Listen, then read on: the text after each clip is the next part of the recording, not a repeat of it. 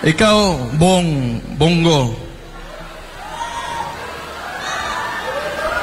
Kumpare ka. Pero kung alam ko lang pala na magkakaganito, yung mga tao, yung nagboto kami, mga Dabawinyo, nagboto kami sa Imuhabong. Kung alam ko lang na ganito lang pala yung gagawin mo, sana hindi na lang. Pero unfortunately for us, mas napabilib pa ako nitong si Risa Contiveros kaysa ni Bong. Kasi ever since talaga, nasa previous administration, kalaban yan hanggang ngayon consistent yan at di talaga natatakot yan. Pero, maglalagay tayo ng mga you have time pare, Bong, na kahit you have time to redeem yourselves. So, ito na nga yung sinabi ko galing pa doon sa simula pa lang nung paglabas ko sa Leaders Forum ng Hakbang ng Maisog. Lahat ito, tayong lahat ngayon ay kagagawan lamang ng isang tao. And who is responsible kung bakit tayo nandito ngayon, nagsasama-sama at gusto mag-express ng mga sentiments natin.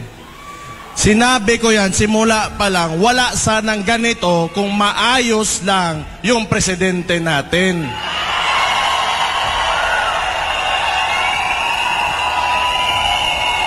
Pero, nagulat ako ngayon kasi walang mga dump truck, mga dump truck. Hindi nila kinaya yung mga Kapampangan. Putang ina, tunay na maisog yung Kapampangan.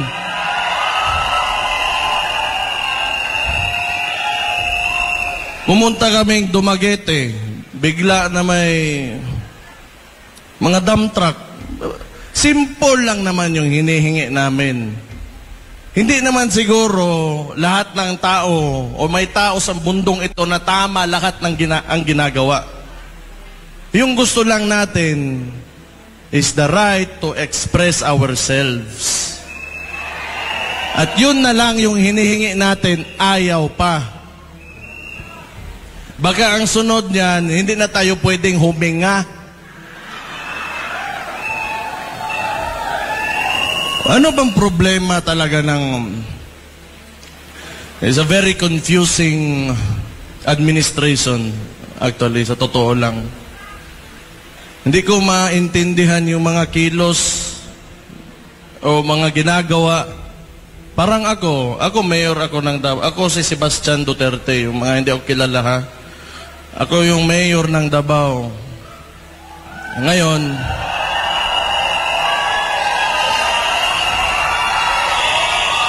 wala pa akong sinasabi. Sandali lang, pagsalitain nyo naman ako.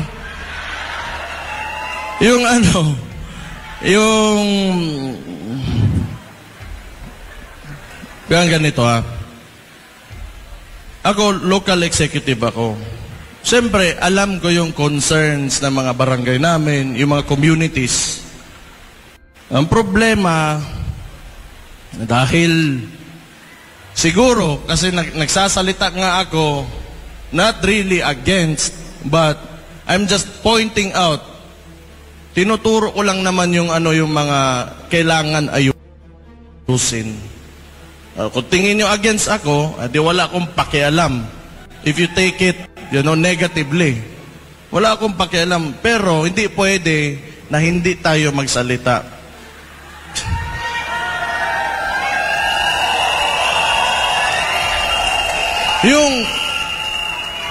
Hindi ito rule of a single person. It's demokrasya tayo it is the rule of the majority.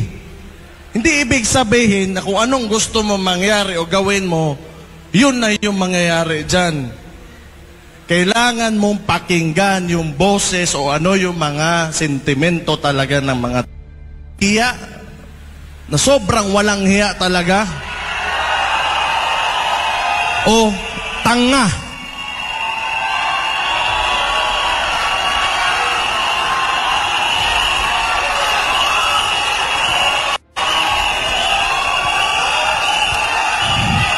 Kung gusto nila na sila-sila lang, sabihin na natin, marami naman paraan yan. Kung gusto nilang ayaw bumaba, o gusto nila sa kanila pa rin yung susunod na maging presidente, kanilang manok, o di, magtrabaho ka. Bakit mo utuin yung mga tao, papipirmahin mo, tapos magbibigay ka ng ayuda na may mukha nyo pa? Utang ina ninyo.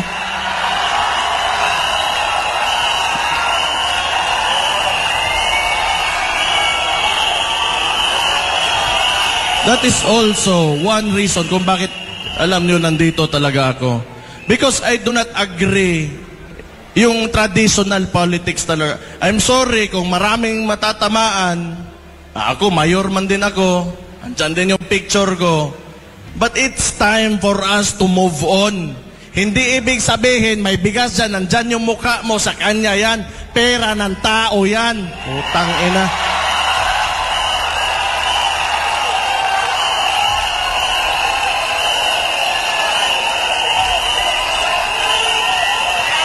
Alam nyo, pag lagi tayong nandito sa cycle na yan, yung mga practices talaga ng Philippine politics, pa-picture-picture, kada may bigay ng pera sa mga kailangan, may picture talaga nakaabot, ipopost, kunwari sa kanya yung pera na yon, hindi naman talaga.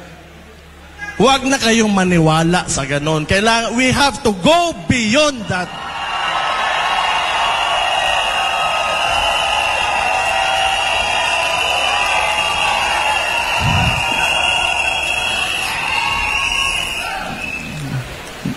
Pero palagay ko ngayon, parang nahiya, nawala na yung mukha ni... Nahiya rin. Meron din palang hiya. Kasi yung picture, napakalaki before, ngayon maliit na lang. Oh. Utang ina. Hindi. Excuse me for my bibig ko. Ano lang yung expression lang yan.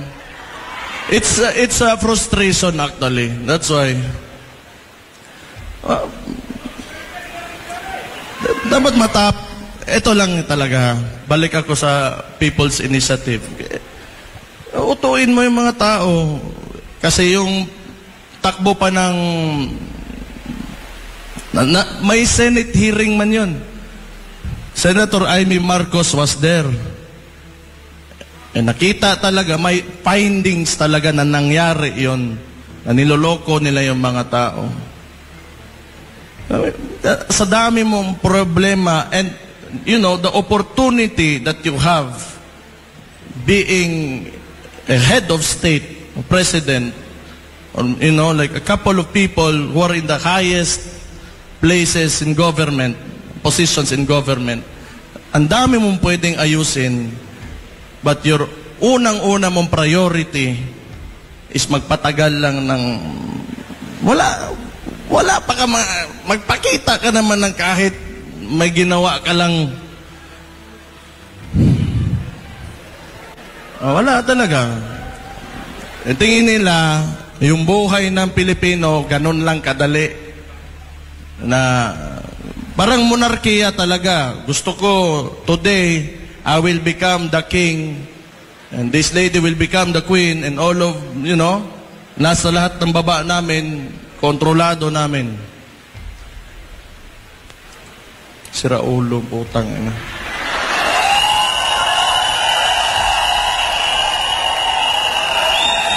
tingin nyo ba normal yan? Kaya nga, either makapal talaga yung mukha mo na ayaw mo dumaan ng election, or tanga ka. Hindi ako ang nagsabi nun.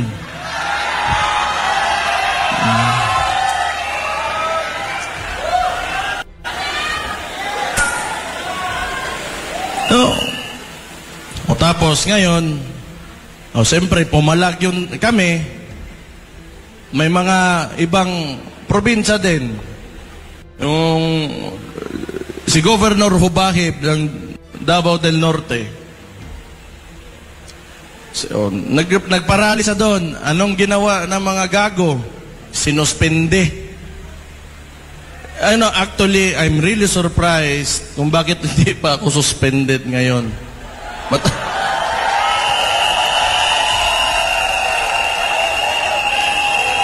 Siguro,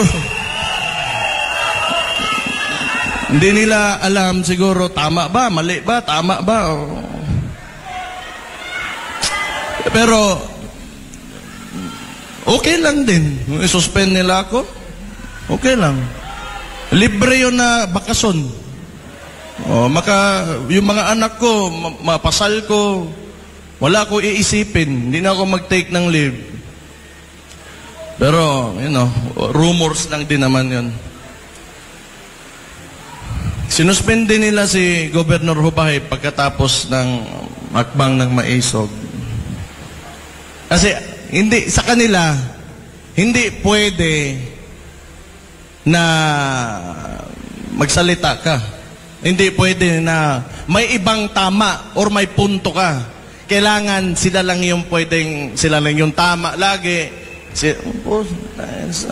Saan yung utak nito mga to?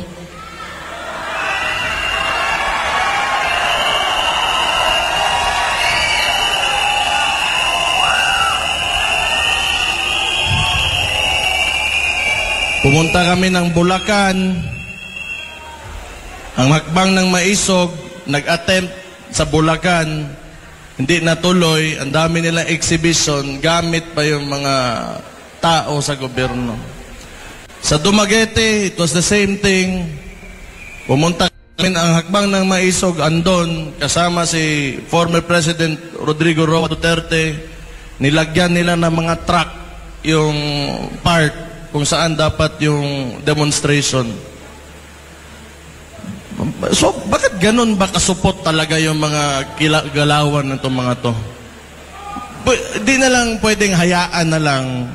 Maglaro lang kayo ng patas.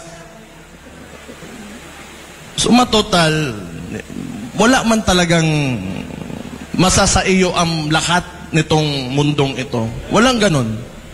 Walang ganun. Kahit kung sabihin mo, napakagaling mo, may isa talaga, 2 tao dyan na will disagree with you. And hindi pumapasok sa utak nila. Kaya nga, hindi ko sobrang extreme yung thought process ng mga tao na ito.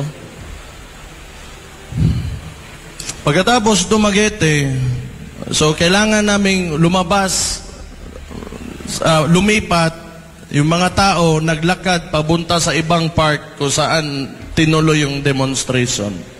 So pahihirapan ka talaga nito nila. Pagkatapos naman, yung malala sa Tacloban, ginawa nila, naglagay pa rin ng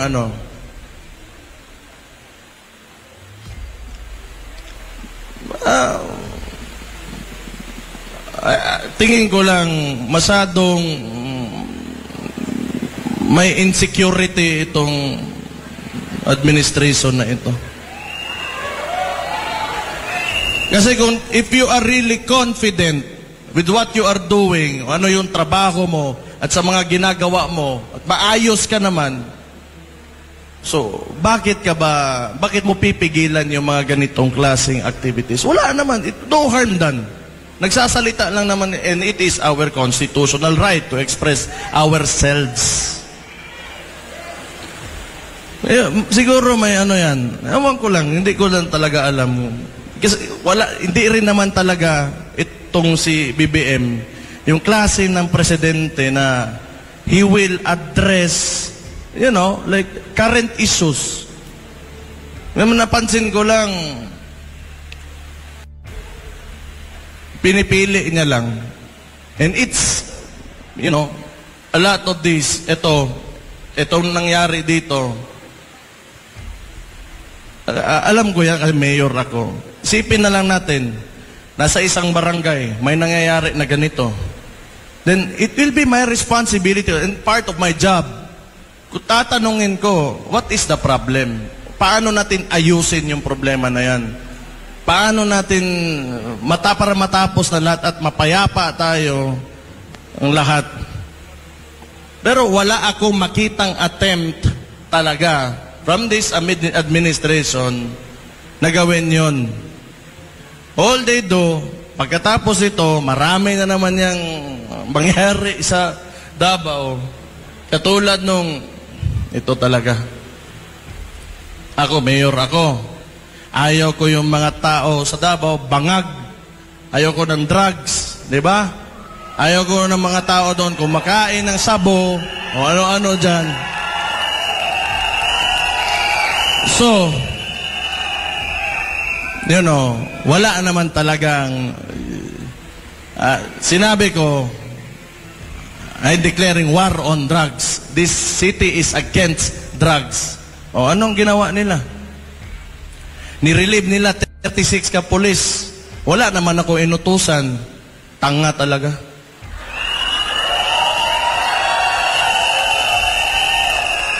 Kung yun, kaya nga, it's really confusing. Hindi naman masama yung intention ko na, siguro masama kung involved ka in illegal drugs. But, for the people na ayaw nila na kumain ng sabo yung anak nila, yung kapatid nila, ayaw nila mag-shrink yung utak.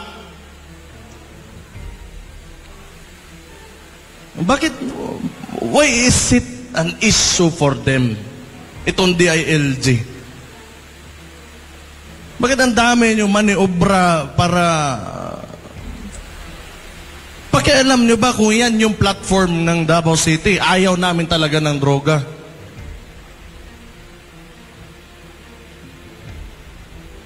What? So, does it mean that you are supporting illegal drugs?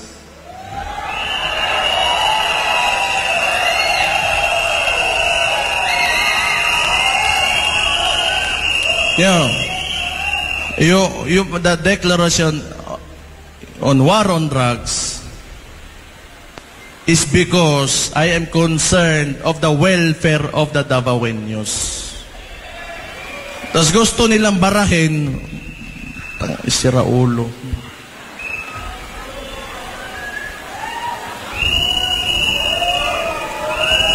Ang daming, tapos read, eto pa. Ang nangyari doon, ang ginawa nila sa property ni Pastor Kibuloy,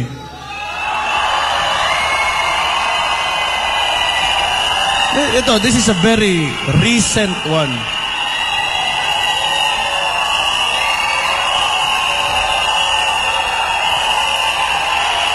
Makinig kayo. Dali lang.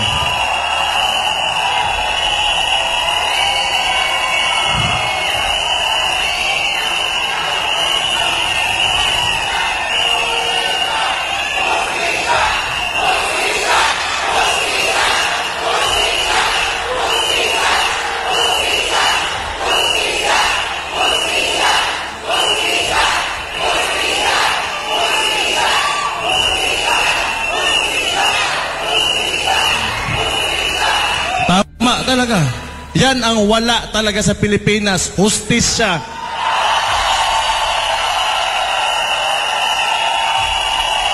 Mr. President, pakinggan mo yung mga tao mo.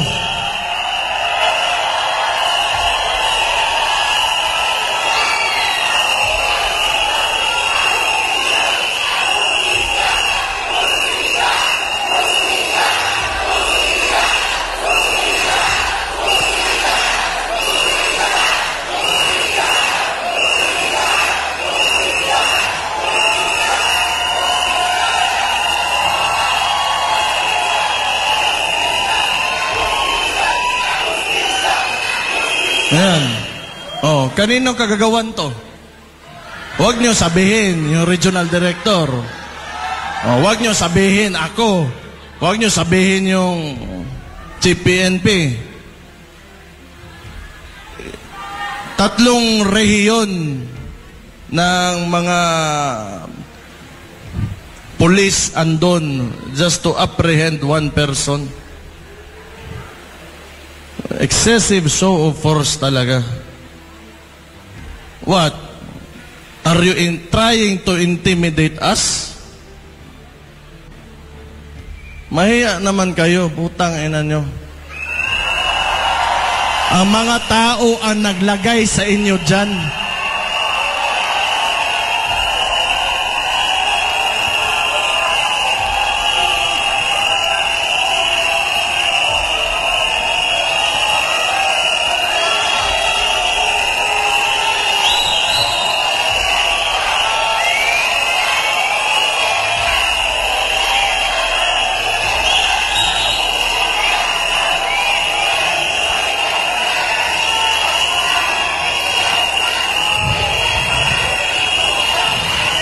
Tapos ngayon, ang ginawa nila, imagine this.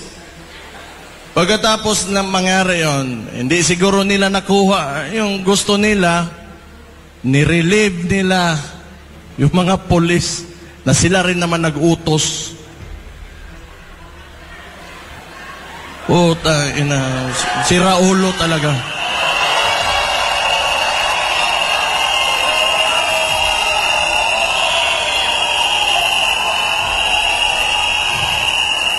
Kinontradict lang nila yung kagagawan nila.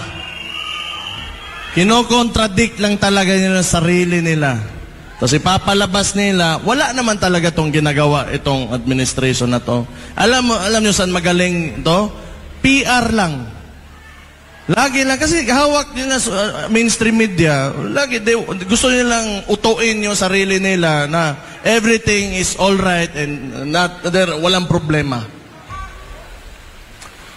Yan lang talaga. Oh. Sige.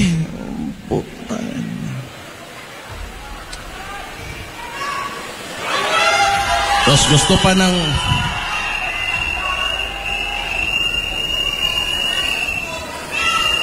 ngayon, gusto pa ng gulo yung, with China.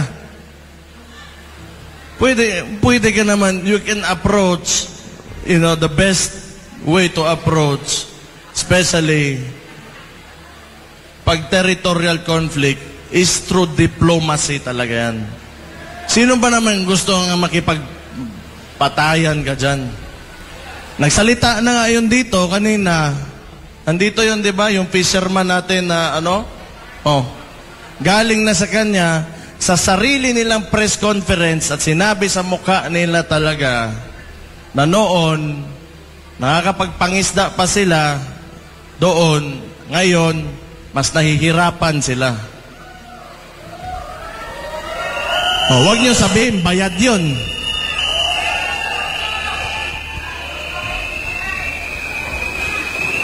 Kailangan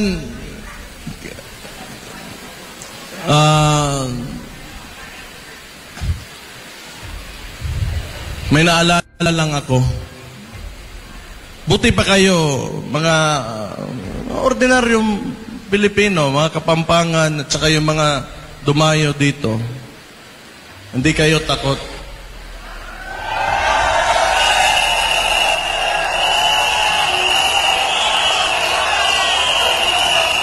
Pero, tingnan natin yung Congress natin ngayon at yung Senado. May maisog ba? Ni isa wala. Sabagay, mga lehislatura, mukhang pera talaga yung mga yan. Sana wag lang sila magalit kasi totoo naman. Mukhang pera na. Hindi siguro lahat, pero mukhang pera yung mga yan. Kasi power, the legislative body is the power of the purse. Diyan dumadaan lahat ng pera eh. So, lahat ngayon, soft projects, katulad ng isang, may video, yung sa Davao. Sa Digos, may binigay na ayuda, kinuha ng barangay yung 8,000, ang binigay doon sa recipient is only 2,000. So, pag soft projects talaga, mabilis lang yan. And they are all funneling the budget on soft projects. So, kayo na bahala mag-isip kung ano yan. Ikaw, Bongo. Kumpare ka. Pero kung alam ko lang pala na magkakaganito, yung mga tao, yung nagboto kami, mga Dabawinyo, nagboto kami sa Imuhabong. Kung alam ko lang na ganito lang pala yung gagawin mo, sana hindi na lang.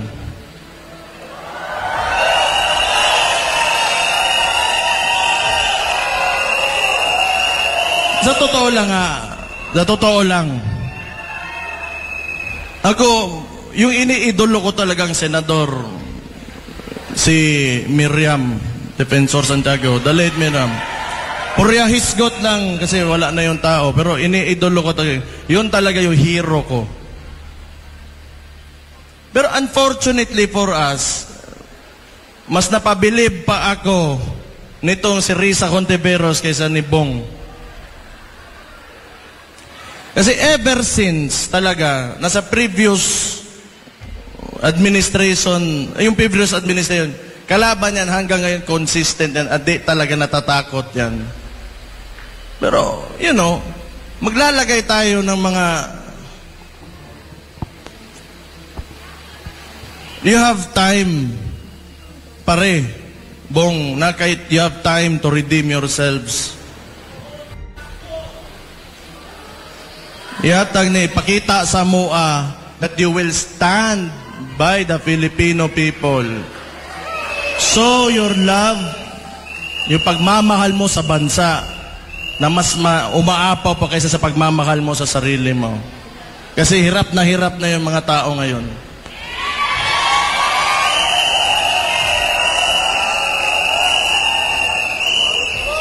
Ikaw ba naman, pramisan ka ng 20 pesos na bigas? Typical na talaga, textbook na scam. Wala. Talaga, pangloloko lang talaga nakikita ko. Abuse of authority,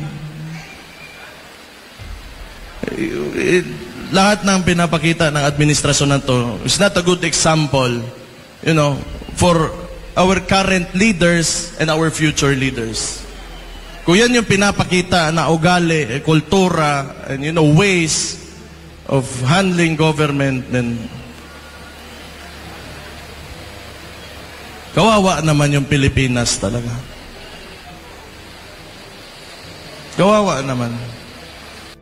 Sana naman matapos na tong yung practices ng mga trapo talaga. Nakakapagod na rin. Sa tagal na panahon, yung problema talaga ng Pilipinas, alam nyo, corruption talaga.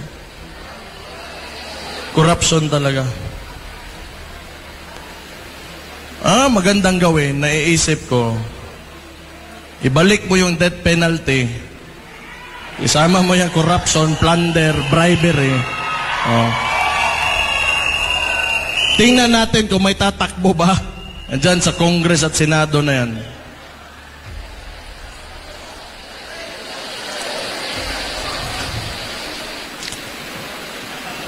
Kung nakikita nga, mga elected officials, ikaw yung boses ng tao and you're in a national position, and you should be saying something. Especially when it's very clear, kitang-kita na ng lahat, the atrocities of what the administration is doing. And you should say something. O wala, o di tayo na lang. Kaya pa?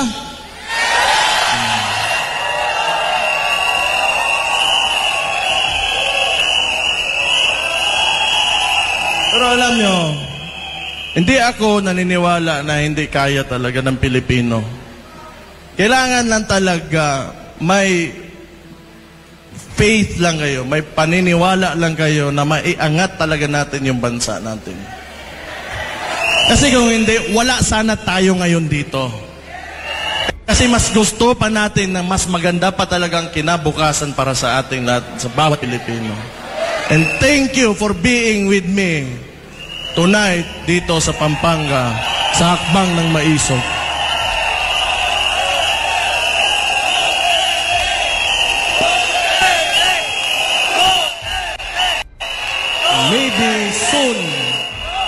Maybe soon, you know, yung mga anak natin, yung mga our grandkids, yung mga apo natin, they will be living in a better Philippines, na mas maganda, mas maayos, mas maligaya na Pilipinas.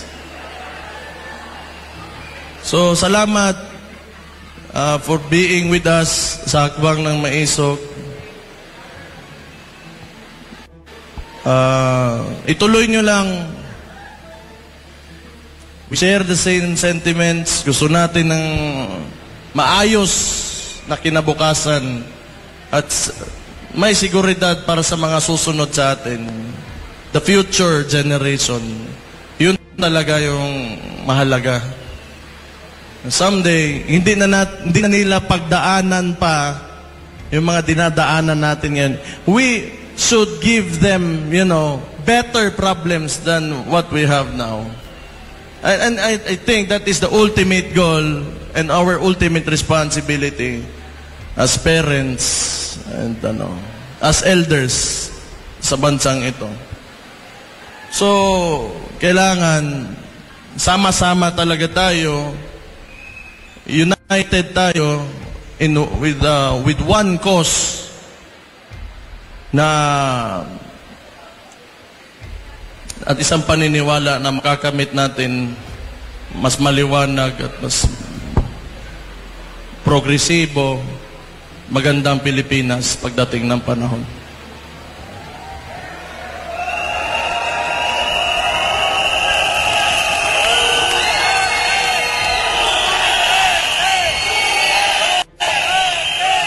Ako, nagkakaroon lang din ako ng pag-asa dahil nandyan din kayo. Hindi rin kayo, huwag kayo mawawalan ng pag-asa.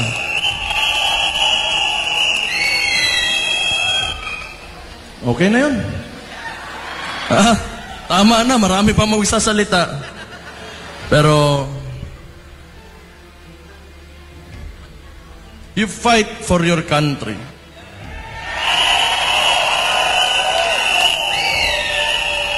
Because as it seems now, nobody is, kundi tayo lang mga tao na nandito sa mababa lang. So we will fight for that. And no one, sa nakikita ko, sa politika ng Pilipinas ngayon, takot lahat, kayo lang yung maisog.